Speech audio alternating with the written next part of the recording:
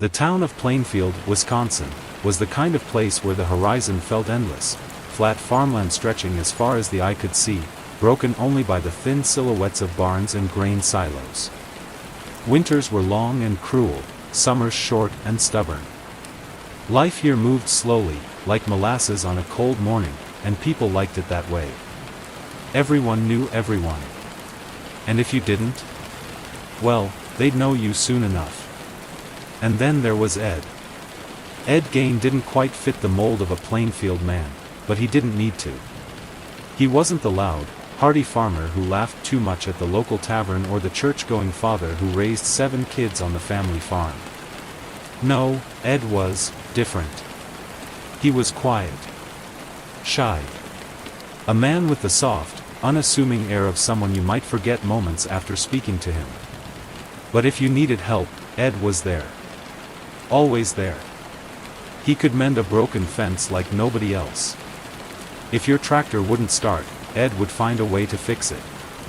And on more than one occasion, he babysat children when their parents were out.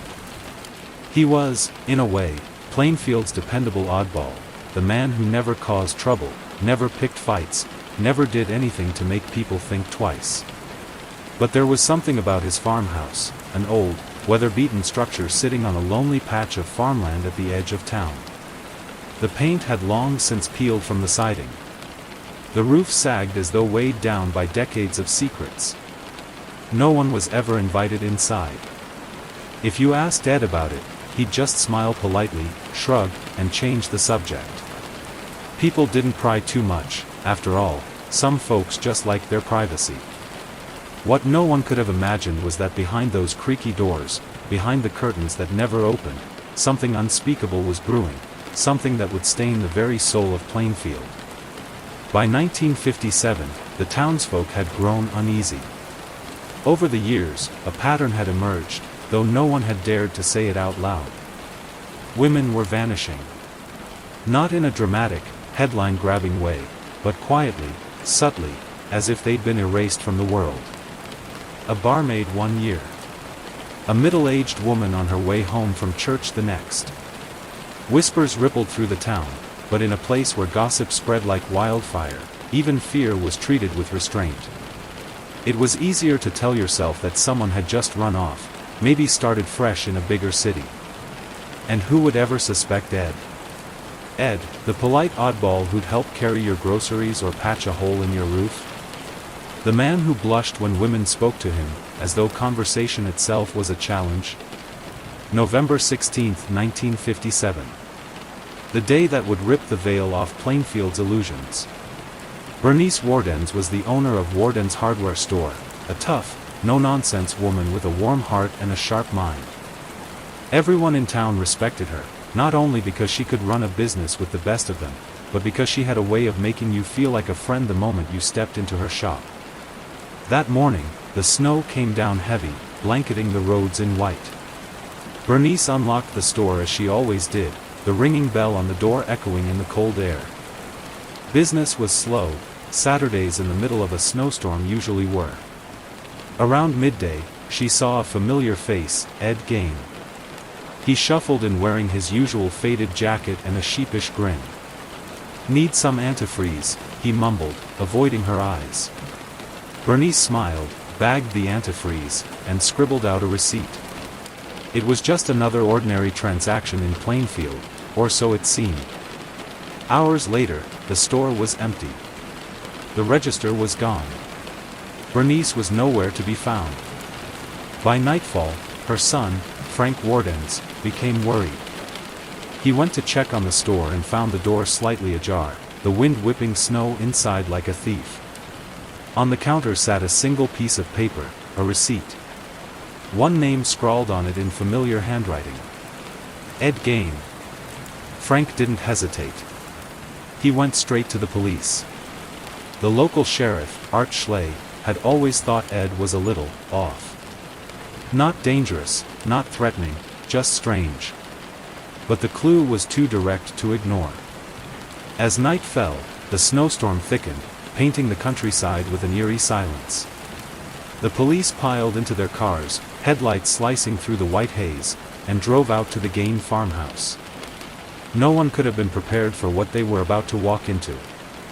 When they arrived, the house loomed like a shadow against the moonlit snow. Its windows were dark, its silence unnatural. Ed wasn't home. The officers forced the door, and the smell hit them first, a foul, cloying odor that made their stomachs churn. One by one, they stepped inside, their boots creaking on the warped wooden floor. What they saw inside would haunt them for the rest of their lives. When Sheriff Art Schley and his deputies stepped across the threshold of Ed Gain's farmhouse, the first thing they noticed wasn't what they saw, it was what they smelled. A thick, rancid stench rolled through the air, heavy and oppressive, the kind of odor that clings to your clothes and haunts your nose long after you leave. It was decay. The unmistakable smell of death. Deputy Dan Chase held his breath and shone his flashlight into the front room. What the beam revealed looked like the aftermath of a storm in a junkyard, newspapers stacked to the ceiling, piles of clutter, broken tools, rusted cans, and dust caked so thick it looked like it had been collecting for decades. But this wasn't just neglect. There was something off about the room.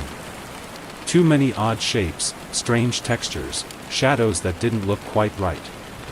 "Something ain't right here," one officer muttered, stepping gingerly over a pile of rags that, on closer inspection, wasn't rags at all. It was a bundle of clothing. And inside the clothing was something. The first grisly discovery came almost by accident. Officer Chase lifted what he thought was an old leather mask sitting on a table, its surface cracked and dry. But when the light hit it just right, he froze. That wasn't leather. It was skin. A face. A real, human face, peeled from the skull, preserved, and shaped into a mask with empty eye holes that stared back like a silent scream. Chase dropped it instantly, his breath caught in his throat. "What the hell?" he stammered, his voice trembling. The other officers rushed over. Then they saw the rest. Chairs upholstered in something pale and fleshy. A lampshade made of stitched human skin. A row of bowls, crafted from polished skull caps, their hollowed interiors gleaming like grim trophies. Everywhere they turned, the farmhouse revealed more of its terrible secrets. In a bag under a table, they found a pair of lips, just the lips, nailed to a window shade pull, as if Ed had wanted to hold on to someone's smile forever. Another sack held a collection of noses. But nothing could prepare them for what they found in the back shed. The door creaked open, and a single flashlight beam cut through the darkness, illuminating what looked, at first glance, like a deer carcass, hanging upside down. The body had been split open from sternum to pelvis, its internal organs removed. But this was no animal. It was Bernice Warden's. Decapitated. Her head was nowhere to be found. Sheriff Schley turned away, bile rising in his throat. Some officers stumbled outside into the snow, vomiting into the cold night. The farmhouse was no longer just a crime scene. It was a nightmare, a window into the mind of a man who had long since crossed the boundary between human and monster. In the days that followed, as police combed through Ed's home and questioned him, the horrifying truth began to surface. Ed Gain wasn't just a murderer. He was a grave robber. For years, he had prowled local cemeteries under the cover of night, digging up freshly buried women who reminded him of his late mother, Augusta. With a twisted kind of devotion, he would bring their bodies home and use them. Pieces of their skin were tanned, stitched, and repurposed into grotesque household items. Bones became tools or ornaments. And the faces, the faces, were carefully preserved, turned into masks that Ed would reportedly wear. He wasn't trying to scare anyone. He wasn't trying to play the villain in some macabre theater. No, Ed Gain was trying to become someone else. When investigators pressed him, Ed revealed the most disturbing detail of all. He had been working on something he called a woman suit. It was exactly what it sounds like, an outfit stitched from the skin of the women he had exhumed. His goal? To slip into that suit, to wear it like a second skin, and become his mother, his one true love, his tormentor, and his obsession. In Ed's twisted mind, this was the way to bring Augusta back to life, to live inside her skin. The case of Ed Gein wasn't just a crime, it was the blueprint for a new kind of fear. His house of horrors would later inspire Hollywood's most infamous killers. Norman Bates in Psycho, the quiet, mother-obsessed motel manager who hides his own dark secrets. Leatherface in the Texas Chainsaw Massacre, who wears masks made of human skin and wields terror like a butcher's blade. Buffalo Bill in The Silence of the Lambs, who creates his own woman suit from his victims. Even the brilliant, cold-blooded Hannibal Lecter owes some of his DNA to Ed Gein's nightmarish world.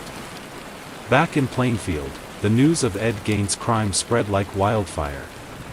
The town that once considered him the harmless oddball was now the unwilling setting of America's most grotesque horror story. Reporters swarmed the area. People locked their doors. Mothers kept their children closer. Ed's farmhouse, once just an old, rotting structure on the edge of town, became infamous, an icon of terror. For weeks, people came just to stand outside and stare at the place where unspeakable things had happened, where death had been turned into furniture. But for the police who'd walked inside that night, the nightmare never left them. Some had to seek counseling. Others left law enforcement entirely. The things they'd seen could never be unseen. Before the horror, before the farmhouse turned into a mausoleum of human remains, there was just a boy, small, pale, and quiet, living on a bleak stretch of farmland outside Plainfield, Wisconsin. That boy's name was Edward Theodore Gein. And his childhood was a nightmare. Ed's father, George Gein, was a violent, bitter man. A failed farmer, a failed carpenter, a failed anything he tried. By the time Ed was born in 1906, George had already succumbed to alcoholism. His temper would flare without warning.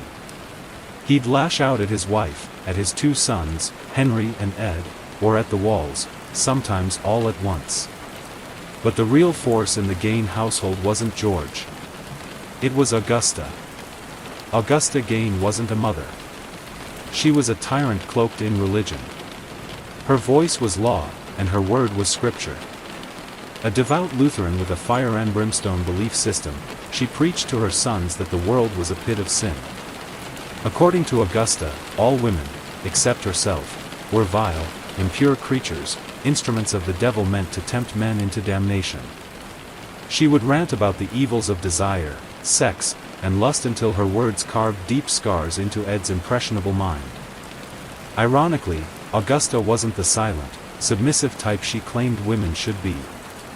She despised her husband openly, calling him worthless, and she made sure her children understood, the only person they could truly trust was her. From a young age, Ed adored his mother. He worshipped her. She was his world. When she scolded him, he saw it as a form of love. When she praised him, which was rare, it felt like divine approval. Ed would sit by her side for hours, listening to her read from the Bible about death, damnation, and God's wrath. While other kids played baseball or fished at the creek, Ed was isolated on the farm. Augusta didn't want him around sinful influences. No friends. No fun. Just the farm, the Bible, and her voice filling his head. By the early 1940s, things started to crumble. George's drinking worsened, and the family sank deeper into poverty. In 1940, George died of heart failure brought on by years of alcohol abuse. For Ed, the death barely registered. He never loved his father. If anything, it meant one less person standing between him and Augusta. Ed's older brother, Henry, wasn't as submissive.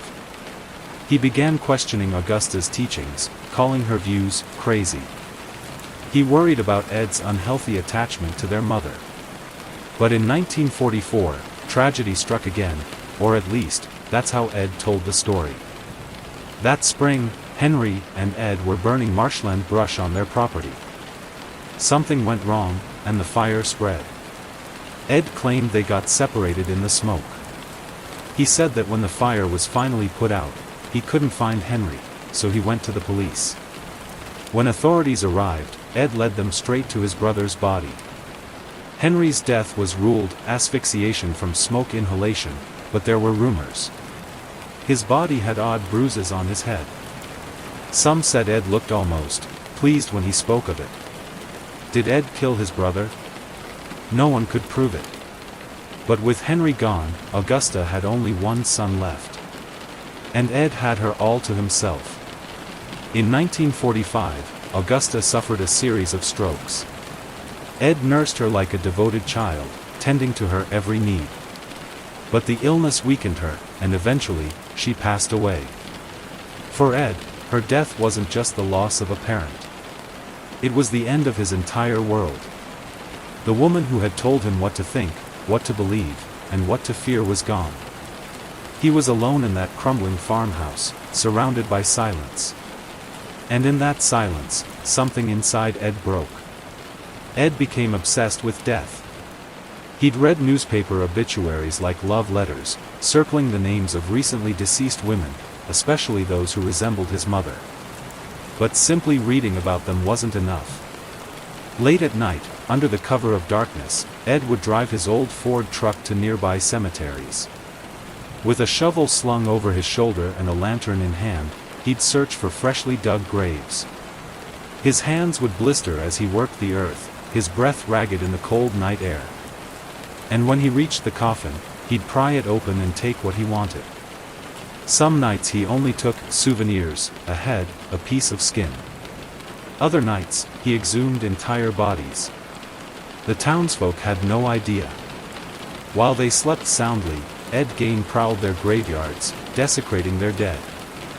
These stolen women weren't just victims in Ed's mind. They were stand-ins for Augusta.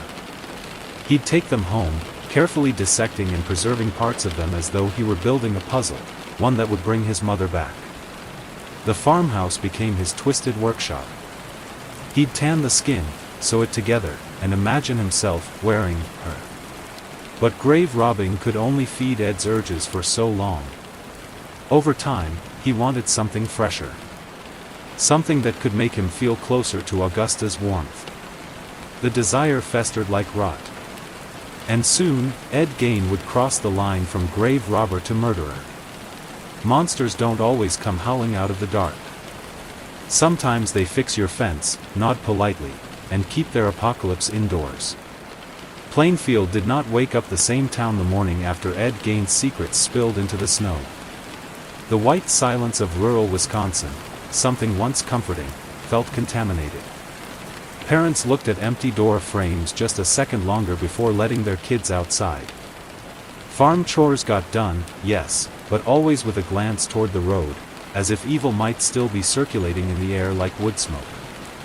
Yet here was the strangest fact: the body count was low. Not a prolific spree killer. Not dozens. 2 confirmed murders, Mary Hogan and Bernice Wardens.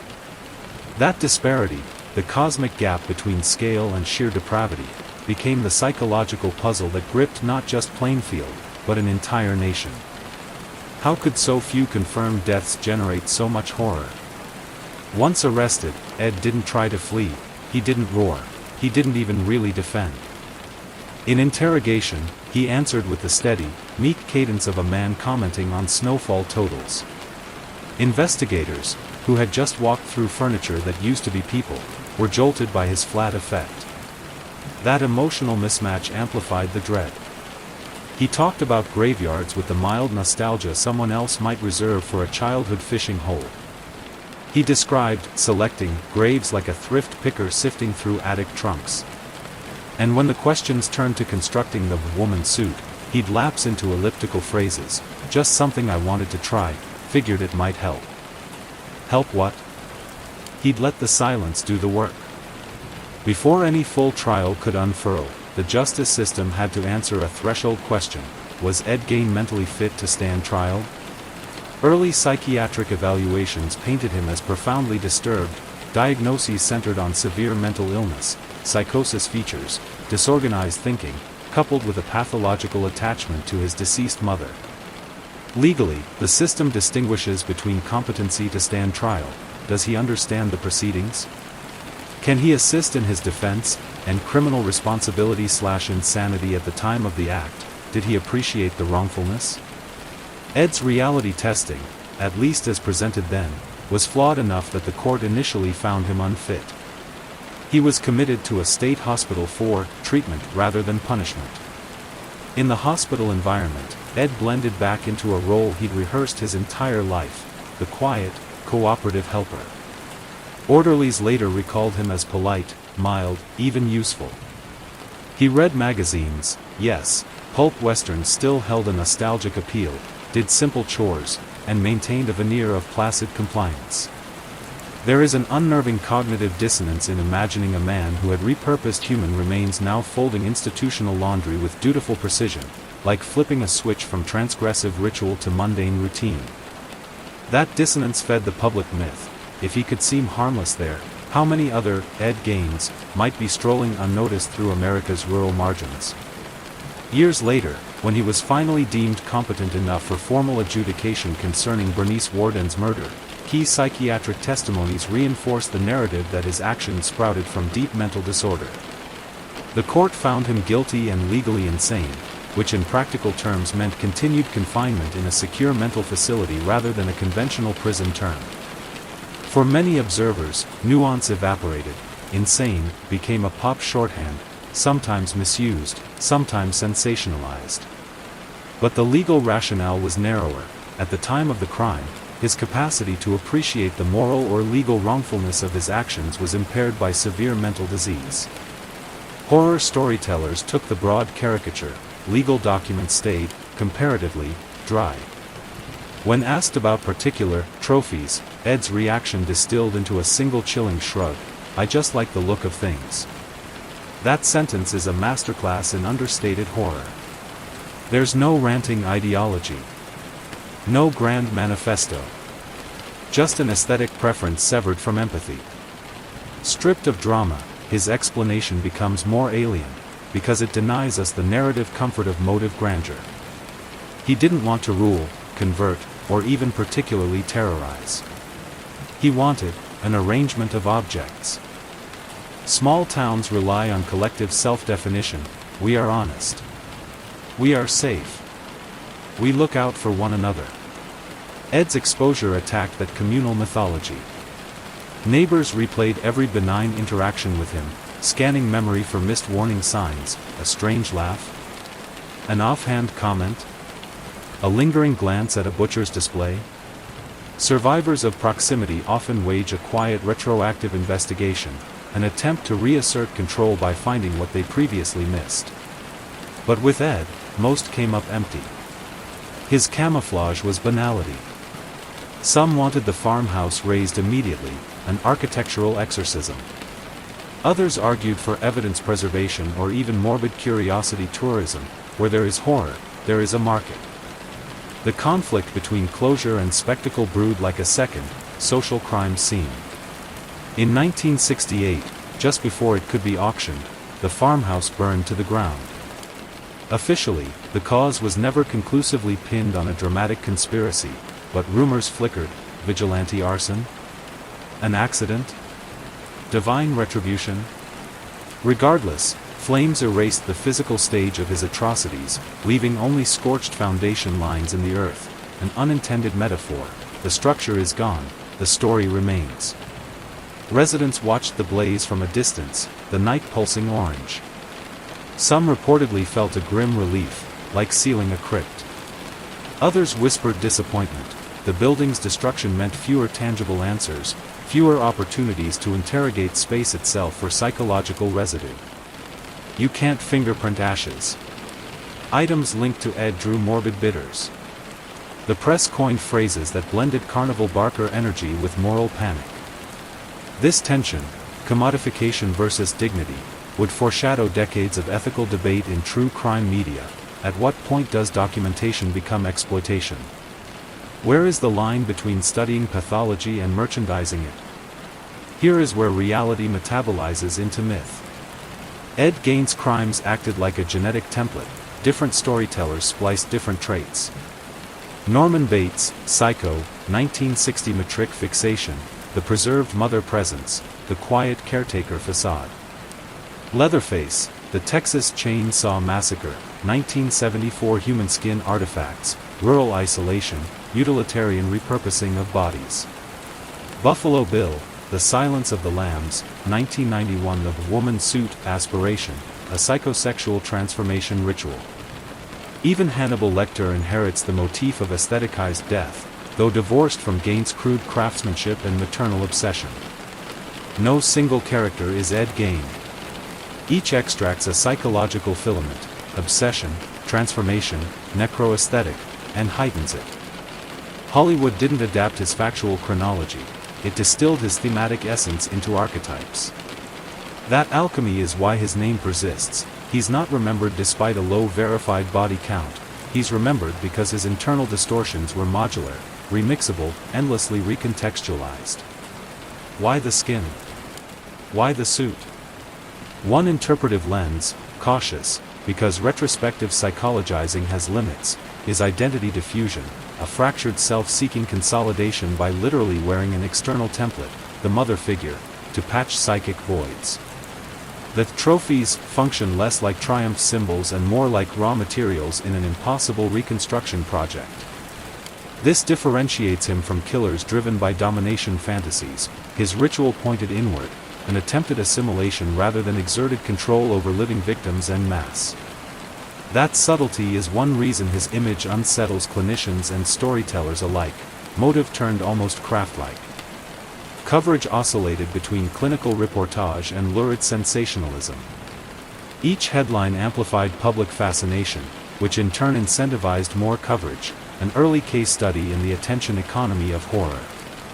Modern creators, yes, you, dear narrator, now face the ethical calculus, how to present atrocity facts without feeding gratuitous voyeurism. The solution? Emphasize process, pathology, consequence, and context rather than gory enumeration. We're doing that right now, congratulations on ethical storytelling mode engaged. In institutional care, Ed aged quietly. He reportedly enjoyed simple pastimes, reading, small talk, even engaging in light crafts, irony duly noted. He died in 1984, decades removed from the farmhouse inferno.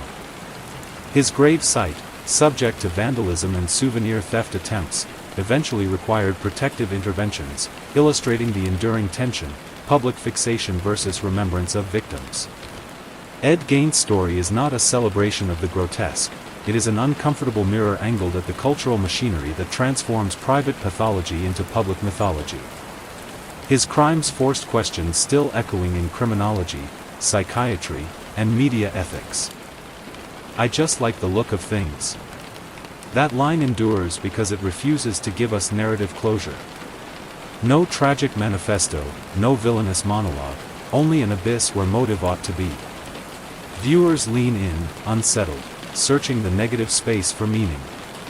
That lingering, unfillable gap keeps attention locked, long after the credits or the end screen suggestions roll in. When Ed Gein died in 1984, there were no grand ceremonies, no mournful vigils. Just a quiet expiration of a man whose name had become an echo of fear across America. Yet death did not end his story, it only gave it room to grow, unrestrained by the limits of his physical presence. Years before his death, Gein's farmhouse, a place that police once called a museum of horrors, was set ablaze under mysterious circumstances. It was 1968, the dead of night, when flames lit the Wisconsin sky. The townspeople gathered at a safe distance, watching as the structure collapsed in on itself, sparks leaping like tortured spirits clawing at the darkness. Some say it was an accident. Others whisper that it was arson, a final act of vengeance from a town desperate to erase the stain Gein had left behind. There were rumors of gasoline cans and footprints in the snow, but no one was ever charged. Perhaps the fire was the town's way of saying, "We will not let this place become a shrine to madness." When asked about the destruction of his home, Gein's reaction was chillingly indifferent. "Just as well," he said. There was no anger, no sadness, just a flat acceptance. as if the house had served its purpose and could now vanish, like a prop in the third act of a nightmare. But if Plainfield wanted to erase Ed's memory, the world beyond the town had other plans. Gaines' infamous 1949 Ford, once used to transport his grim trophies, was auctioned off for $760 to a carnival sideshow operator. Soon, the vehicle was paraded around county fairs, billed as Ed Gaines' school car. People lined up, paying 25 cents to look at the rusted vehicle. Parents brought their children. Teenagers dared each other to touch the hood. In that grotesque spectacle, Gaines' story morphed into entertainment, a twisted novelty. The sight of people laughing and gawking at an object tied to unspeakable horror raised a question that still lingers today. Why do we look at monsters like Gaines and feel both revulsion and fascination? Perhaps because we want to believe evil is something external, something we can contain in a car, a house, a story, so we can safely point at it from the outside. Gaines' crimes, as unthinkable as they were, became the blueprint for an entirely new era of terror in cinema. Psycho, 1960. Alfred Hitchcock took inspiration from Gaines' obsession with his mother and crafted Norman Bates, a polite, awkward man with a horrifying secret.